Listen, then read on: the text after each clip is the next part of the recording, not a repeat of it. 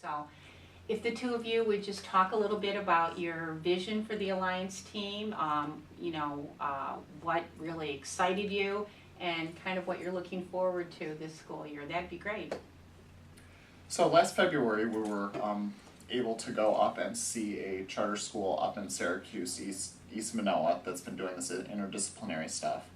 And when we went up, we were a little reluctant because we were very busy, especially Laura and I, with the new modules. And but we went up, we took a look at it, and from the very start, they were just saying so many things that just made so much sense.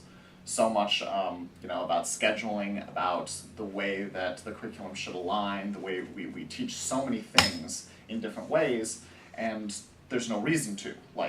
We should all be doing it the same way so the kids can take it from class to class and grade to grade, and then hopefully from this school into real life.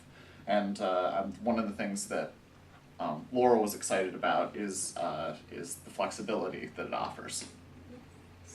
A lot more flexibility for the kids, just making the day make sense to them, seeing connections between subjects, and just a better flow to the day while you're learning something in one period and then how it can tie into the next. And instead of seeing on their schedule math, science, social studies, ELA, just seeing this combined structure where everything can flow and really connect. Yeah, and I think you have a really cool vision of how to synergize your staff resources, how to use everyone smarter. And why don't you just talk about that a little bit, because I was really excited to hear you talk about that last spring. Right, so some of the main things in our schedule that doesn't always work as efficiently as it could is a day where there's a test. So why not have all the kids take one test at the exact same time, which then creates an opportunity for a teacher to be a part of another person's classroom. So then in ELA, they may have their ELA teacher and the social studies teacher combined, and really showing how these subjects go together and how the teachers work together, and then maybe it'll make more sense why they're working together. And there are countless examples of that, of this is just going to make more sense. And I mean, when we got back, we just came to each other and we said, we've got to be doing this, and if we can get doing this next year, we have to be doing it right away. Yeah, they were just so passionate and so excited. So hopefully we will see much more fun and meaningful experiences for kids, and we look forward to it. Good morning. I have Joe Kohler and Andy Gugliotta here, our second and fourth grade team leaders, and we're going to talk about our standards-based report card that we're instituting this year. Starting off, the reason why we went to a standards-based report card is we were struggling with our old report card and how to report to parents. So asking both of you, what problems are we having with our old report card? Our old report card was an achievement-based report card where it just gave a certain grade, whether a 2 point something, 3 point something. It never really informed parents on the individual standards the student was either doing well in or struggling with. Yeah, and I think as we communicated across grade levels, you would see with an achievement focus, depending on the grade level you talked with, there was a lack of consistency in how that grade was developed. And last year, as we really started to focus on some of the 21st century traits we want in our students and talking about encouraging our students to take risks and persevere, and a big focus being growth mindset, when we had an overall grade, it felt very all or nothing for the students. When the students got those grades, it felt like, I either succeeded or I failed, and there wasn't a lot of room for conversation around specific areas. And we've made that our themes, mistakes are opportunities for learning. So after we did the research, why did we decide to go to a standards-based report card than maybe something different?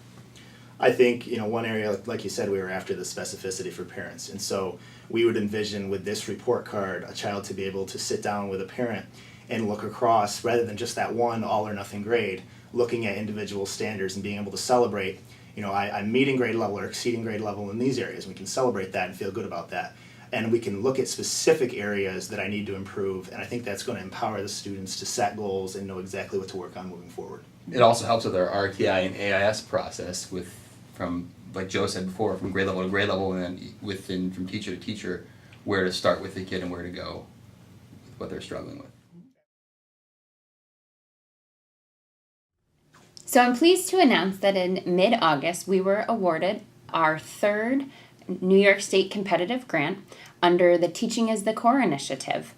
This means that we will be working with 3 other districts, Addison, Watkins Glen, and Elmira Heights, to really look at our assessments. And many of you know that I feel that high-quality assessments are an integral part of teaching and learning, and a very powerful tool to provide feedback for teachers as for their instruction, as well as to students and parents. Yes, Kelly, we're really excited. This grant will allow us to evaluate how well our current assessments align with the district's vision and mission for student learning. It's very timely in that we have identified assessments as an area of growth. Last year, as we implemented and adapted the modules, I know that many of you had questions about the assessments, and I know that it was an area that we focused on even last year.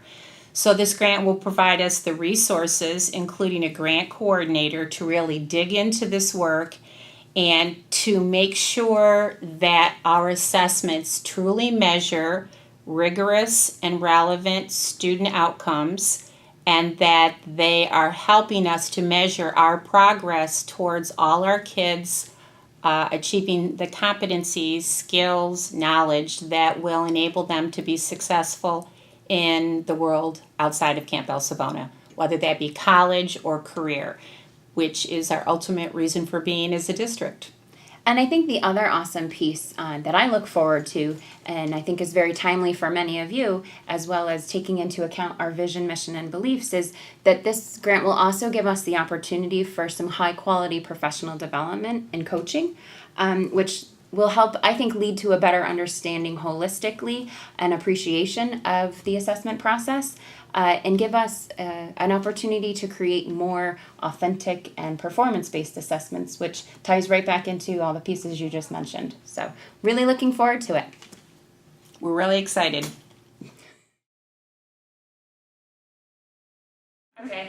Last year, Julie and I did a project in ethics and science, and we did not have any sort of official co-planning time. We kind of looked at both of our schedules and tried to find as many blocks as we could that matched up, and Which I think was we found one. We found It was one. your It was my co-planning time with co-planning, Mrs. Freeland. which worked out very well. So the 3 of us could sit down and talk about the project and do some planning, and start to put materials together. But that one block, that 1 hour, which was usually 45 minutes to half an hour, once we had, we got through what we needed to get through in other areas, just wasn't enough time. So without an official co-planning time, we did all sorts of co-planning On the fly. It was Yes. a lot on the fly. in the morning, during class, Yep. during lunch. Neither one of us probably had an individual prep for, I would say, a solid month in the end, from start until the end of grading. So we're very excited to have this co-planning time in the morning, and that it's a designated time that we will hold dear and sacred. And I think the other issue with that is that we had to start planning to plan like 2 months ahead of time to get enough time in that we would have an idea of what the project was actually going to be. And you had said that last year you struggled to get everyone together, including Anne, the special ed teacher. So this year you'll be able to have everyone together, right? Yes. Which, from our building, we've been able to plan together. Every year we've had a common planning time, but the biggest piece of common planning for a special ed teacher is that it's critical for us to know what's happening in the classroom and what the curriculum is, so that we can then take that and specially design the instruction for our students in order for them to be successful. So it's really good that you guys are going to have that this year. Yes, So and that it's nice that we have Anne the can do that flexibility for to you. not have to do it once per cycle, because Right. it turned out to be like once a week. Right. And it took a solid month of planning to have just the beginning idea of what the project was going to turn out to be. And these types of projects are a lot of logistics, figuring out what students are where at what time, and by having this co-planning time every day, we'll be able to do that far in advance, relieving a lot of the stress of last year's project. For our first run through, I think we did very, very well. I think the students did very, very well, but I'm excited to see how much better it gets this year.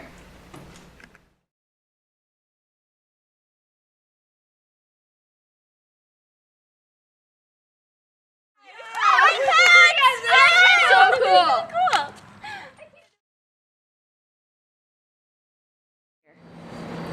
We don't have to worry about forgetting things. Yeah, I like, feel like we we'll won't, be more. There'll be a lot more like homework being done Organized. because people are going to be forgetting it all Yeah. the time, and then like there won't be really an excuse for that. Like I Yeah. can't forget your homework at It would school. also What'd you like, say, help Rebecca? you be more organized because there's Yeah. not all the It's papers like- of homework in your Yeah, to remember Probably. like Yeah, what's to remember, coming like, next, tests. or Yeah, Or, like write down. sports events. Yeah, so you things can to not remember. forget. Like, Yeah. oh, I Yeah. forgot my test today. That won't be a problem because you can like put it into your.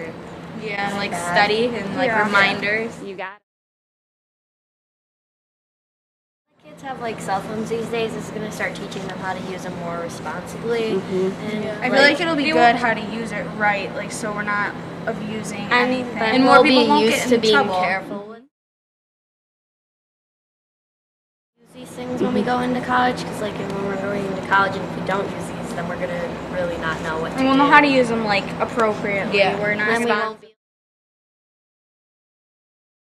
academics. I think it'll engage us in the I think it'll make us more interested in learning. Yeah. Like And it'll give us like a lot more opportunities than like books can, because you can like get to a lot more websites and get more information and everything. I think it'll like help kids who weren't really focused before focus And it's like a new way of learning, so everybody's gonna be interested interested in learning and like how to do it.